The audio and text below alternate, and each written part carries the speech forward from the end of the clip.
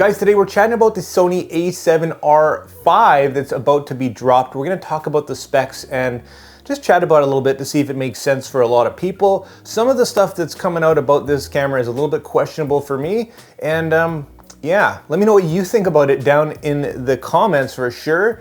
Is it a high resolution R series or is it a video tailored camera, kind of like the A7S III?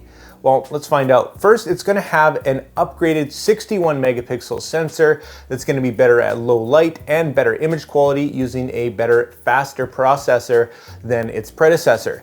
Now, I kind of wish it was up to about 75 megapixels or so because, well, that's kind of getting close to the A1 at 50. So 61 to 50, not a huge difference. So I really kind of expected it to go up a little bit. Although, of course, 61 megapixels is a lot to work with, it's a lot to store, and it's a lot for your beast of an editing computer to actually have and edit all those. It needs a heck of a lot of editing power is what I'm trying to say here. So at 61 megapixels, I'm a bit surprised it wasn't upped a bit, but also how much can your lenses resolve? There is a point where it really doesn't make any sense to have more megapixels if you're sticking with cheaper lenses or you don't have the budget for those crazy sharp lenses that can resolve all those anyways.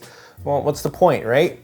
So that's my thoughts on the sensor, but if it does produce better low light capabilities, which is always a compromise between high resolution cameras, of course, well then that's just fantastic. So for me, 61 megapixels is going to be more than enough for most people, I think, but I really hope that they do include different RAW file sizes. Now that's something that they didn't do on the R4, and I think I probably would have gone for that camera at the time over the A7 III. So they didn't, and having no option to change file sizes from 61 megapixels is kind of a bummer to me. So if they do that, it just adds to the incredible versatility of what this camera could actually be. Next, in terms of video, it looks like this thing is going to be insane, and for me, it might even cannibalize the Sony A7S III, so I don't really know what they're doing. Apparently it's gonna have 12-bit 6K video, but it's actually been leaked that it's gonna be 8K now, 8K 30, so at 6K, maybe we're gonna get 60 frames per second, and maybe 4K 120. So at that point, you gotta ask yourself, why are you buying the Sony A7S III? Maybe for video shooters that are completely dedicated and need the ultimate low light capabilities, but man, this thing is gonna be an absolute beast. 12-bit, that's insane. It also looks like it's going to have 8 stops of IBIS, which is just ridiculous, and no doubt take advantage of the active image stabilization that we find in newer Sony cameras as well. So in terms of video overall, it looks like this camera is going to be an absolute champion. So in terms of autofocus, it looks like it's going to adopt a lot of the A1's autofocus capabilities with their face detection points. And now it's going to go a step further and use deep AI learning to help with that autofocus. So I don't even know what that means, but it sounds pretty darn awesome. And it sounds like Sony says this is going to be the future. So we know it's possible with software and computational photography with cell phones. So maybe it's at that point where we're going to start to kind of amalgamate all of the technology from everything into our cameras, which sounds pretty darn crazy. So A1 autofocus in this thing seems just crazy, but there is one thing that there is to consider, and that's the shooting speed. They're definitely not going to give this camera everything, and I think probably the shooting speed is going to be capped around 10 frames per second, just like the Sony A7 IV. So they could, but they won't give this camera everything, and I think that's really going to start to separate it from the A1 and the A9 series and whatnot. You just can't put everything into one camera, otherwise we'd just buy one camera. Well, I would anyways. Next, this guy's getting a big bump in terms of EVF resolution, using the same one out of the A1 at around 10 million dots of resolution. Fantastic. And as far as the LCD is concerned, it's going to be still lacking at about, I think it's 2.66 or 2.33 million dots, up from 1.44, and definitely below the competition. So I wish they would up that LCD resolution a little bit, but again, it's an upgrade nonetheless. Next, like I said, I think it will be capped at around 10 frames per second, but it will have a larger buffer with that faster processor, able to process all of those high megapixel photos at around 90 frames continuously.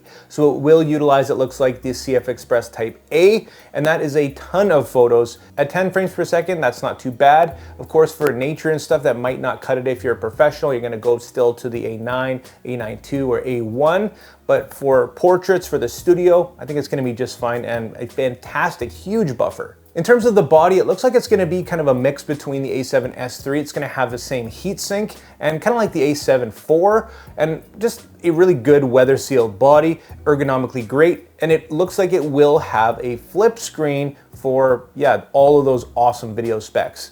So again, this is kind of where it gets weird for me, because the R series traditionally is going to be for portrait photographers, people that are specializing in photography. And now they're adding all these video specs for your video shooters. And I don't know if that gap is as small as it was. A lot of people are branching out, being more hybrid shooters these days, but let me know your thoughts down there. Do you need both photography, the high resolution, as well as the video? And are you going to sacrifice the low light capabilities, that 13 megapixels or so in the A7S III, for the bigger and definitely not as great performing in low light 61 megapixel sensor that we're going to see here shortly? But you never know, maybe technology's come a crazy long way in a very short amount of time. Maybe they're throwing something totally new in there and it's going to be a game-changing sensor, which will essentially eliminate the A7S III, and video shooters will just start using these crazy high megapixel photos. And maybe the A1 Mark II is going to be the most insane thing that you'll ever need and have the best of everything like it already does. So finally, the price on this thing I've seen fluctuate in rumors from here to there, and it looks like the final actual price is going to be about $4,000 US, which is a pricey little camera. And that begs the question, would you rather just go for the A1 at this point, or is that 11 megapixel difference going to be the game changer for you if you're a portrait photographer and you really need that extra resolution, or maybe you're looking for just maybe the best technology these days, the newest sensor? So that's kind of where I'm at. It's kind of a weird camera for me, and if these specs are correct, this is the newest leaks, and a lot of this is confirmed, but until we get the official announcement, of course, who really knows? But this is going to be very close, very accurate to what we get, I think, and that's coming up in just a few days' time. So always great to see new technology coming. Really exciting stuff, guys. I love to see new cameras, new lenses, new everything. If you love it too, guys, make sure you hit that like and subscribe button, join the community, and I'll make more videos just like this. We'll chat about it, and of course, all the reviews and tutorials that you could ever want. Anyways, guys, thanks so much for watching. As always, make mistakes, be yourself, and get out there and take some more pictures. See you next time.